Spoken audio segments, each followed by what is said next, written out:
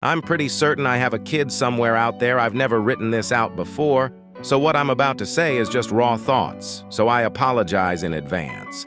This all started years ago when I was in the Army. I was young and dumb during the time and was very sexually active. I was safe. I got tested regularly and always wore a condom. I know they're not 100% effective, but I still tried everything I could not to get an Army baby trapped. Well, I had this friend who initially was a friend that had just gotten away from this crazy, obsessive guy who got kicked out of the Army for basically stalking her and threatening her. I was hanging out at her place and we were both drinking and one thing led to another. Hit like for part 2. Part 2. I was getting a general discharge due to failing a drug test during the time, so I was already 1 foot out the door into the civilian world. Well, I started to get a flare-up of some sort and pissing really hurt, so I got tested and found out she gave me the clap.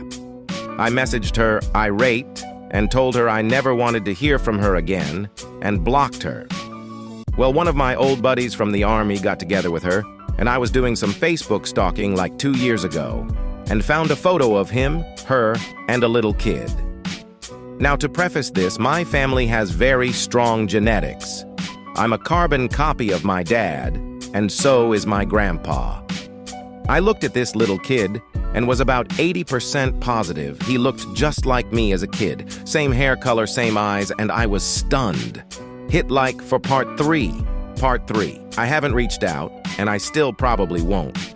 She lives in Japan with my old buddy who is with the Space Force, and I don't think they're still together based on 0 photos recently with the 2 of them.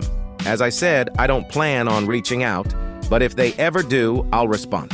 A big part of my issue is that she slept with a lot of guys around the time we slept together, so that's where I have my doubts.